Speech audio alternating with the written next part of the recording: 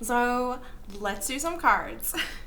The first one I'm going to do is the 52, what is it? 52 practices for, it's like healing, wisdom, something. Okay, let's see what's up. Water your fruit tree. This is actually, okay, I'm not even going to read this yet. I read something that said, don't be discouraged because fruit is the last thing to grow on a tree.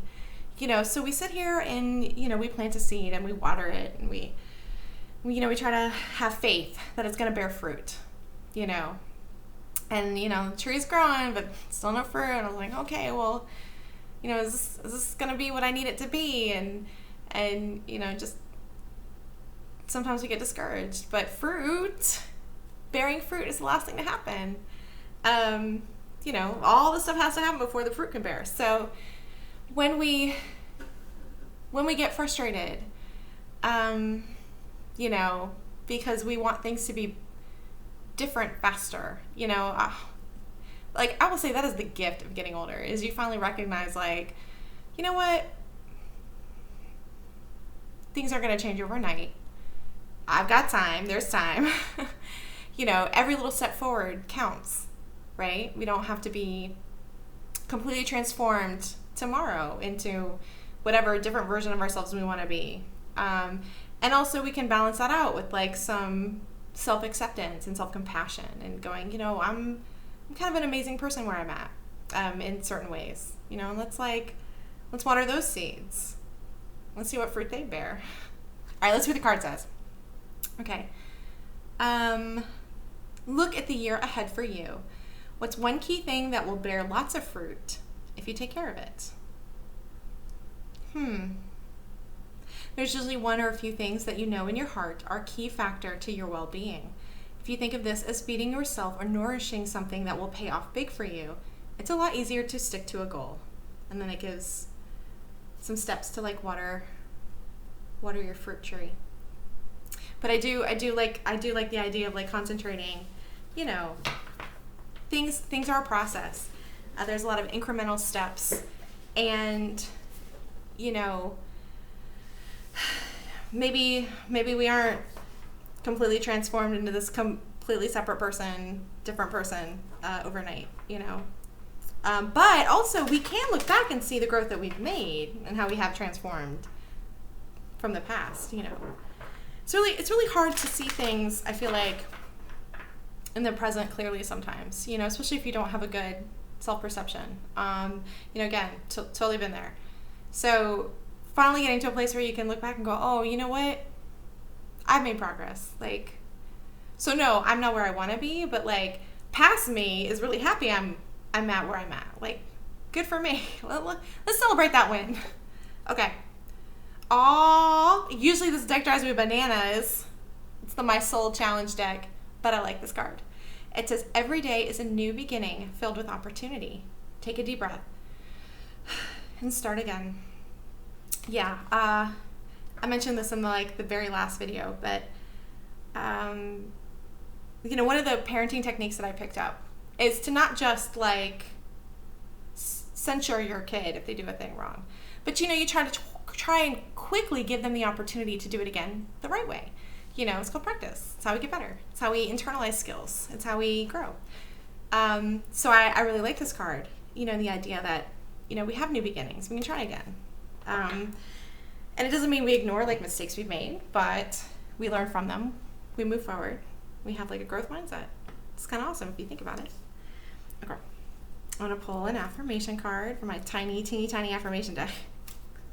It's these cards crack me up so much. All right. Ooh, I allow love to find me easily and effortlessly. Oh, guys. When you have low self-esteem and someone expresses interest in you, at least for me, I was like, I'm sorry, why are you interested in me right now? I did not trust people who expressed interest in me, unless they fit my preconceived notion of you're a person that would, benefit from being in a relationship with me, or it makes sense to me that you would, maybe find me attractive or something. And so I like hardcore shut people down. Like, no, this doesn't seem right. I'm not, like, I don't understand why you're, nope. So for me, the I allow love to find me easily and effortlessly thing is really about where am I at with my self-esteem? Because if someone shows up who's amazing and you have low self-esteem, you're going to be like, no, why are you here? I'm very confused. You're going to like, I found myself being mean to people I liked. Like, I'm interested in this person, but I'm being mean to them because I immediately didn't trust them. Like, ooh, past me. Area for growth, for show. Okay, not that one. Oh, this is legit. I am learning to trust the journey, right? We all want to take shortcuts. We want to, like, transform ourselves in 30 days. No one wants to hear that we can transform ourselves in, like, 2 years with some outside assistance. So, like, maybe you want to transform your body, and be thinner, more fit, more muscular, more something, and like, I want to do this. I want to be this person tomorrow, right? Well, no, we got to take these, like, incremental steps in that direction, and usually get outside help. Like, we can't do it on our own. Same thing with the inner work. I said it in the 2 videos ago, but y'all, therapy, like, get with a therapist, or involved in, like, a therapeutic process of some kind. Don't have to do it on our own, but nobody wants to hear it takes years. But at the same time, there is no shortcut. And I hate that I'm almost 40 and I finally get it. But if you try and take shortcuts, it just adds more layers to the stuff you got to deal with.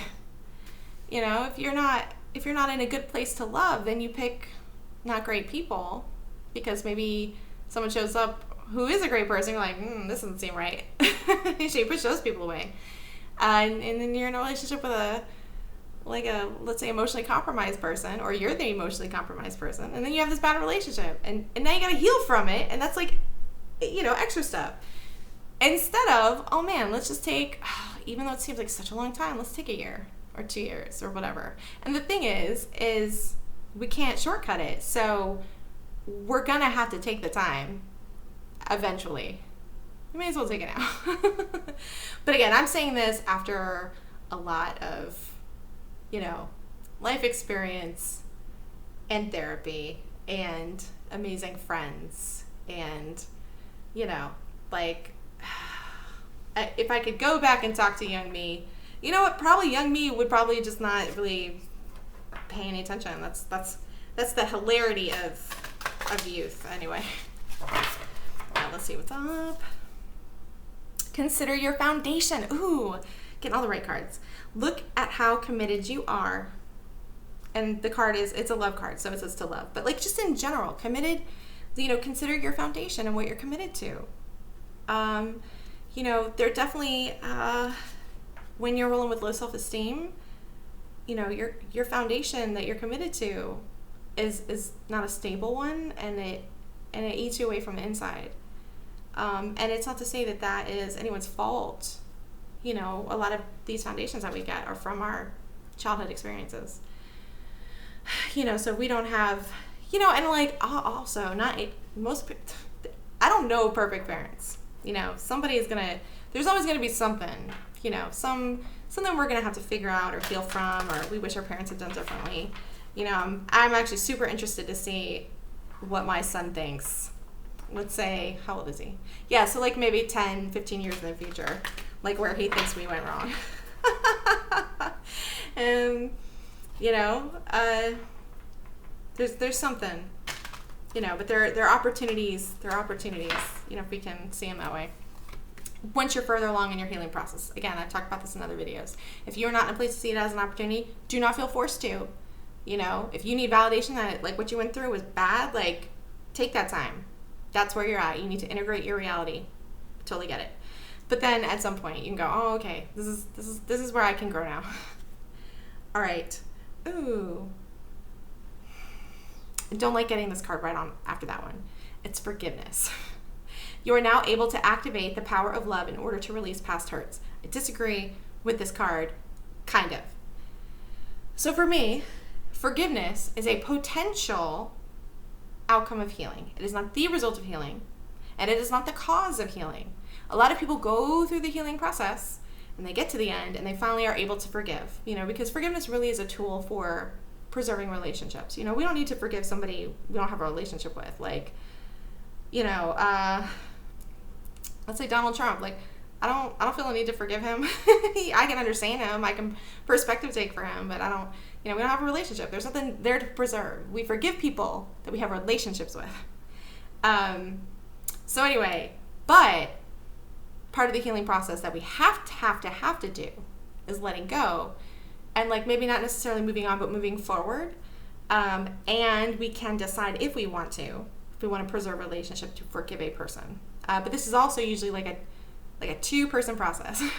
They gotta show up also, and recognize that they would like to be, that they even want that they recognize that they've done something that they wish that they hadn't. So, sometimes people get to the end of the healing process and they go, oh, if you only forgive people over here, then you don't have to do all this work. You just save yourself some pain. No, it's a process for a reason, and we all are entitled to our own process. We're all on our own journeys. So forgiveness, if that's something that you feel like you need to do to preserve a relationship you would like to preserve. Okay. I grabbed one of my crystal decks. Let's see, I think it's upside down. I love rocks so much. I went on a gem mining trip, and I kept finding, we did creek bed mining as well as like the digging, and I kept finding what turned out to be like river smoothed pieces of glass. I was like, oh, it's so pretty, it's like ice. And the person I was like, oh, yes, it is. It's also glass. So I just finally had to recognize I like glass and rocks, but a lot of glass. Okay, this one is Sugilite. It says stretch the limits of your imagination.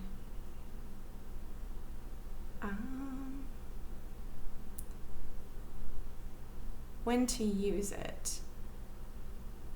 It's easy to stay stuck in something that isn't working. There's a comfort to safe and status quo, but there's also an unknown out there with unlimited possibilities. Ask Sugilite to light the way there. We do get stuck in our comfort zones. Not gonna lie, that's me. I love figuring a thing out, and I'm like, okay, now I know my situation, or now I know what's going on, and I can like effectively make choices. And that's part of one of my coping mechanisms from my traumatic childhood, is like being that person trying to anticipate every outcome and then have like plans in place, and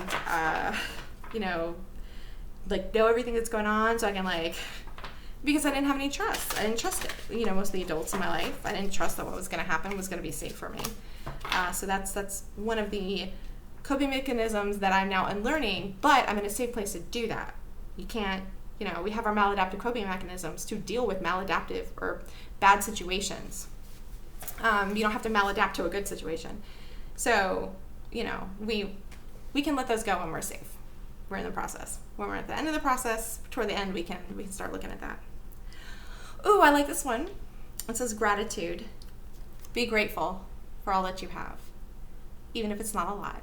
Even if there's like a lot of nonsense that you're dealing with, a lot of hurt, a lot of pain, a lot of people that are powering over you or taking advantage. If you can reach for something that you can be grateful for,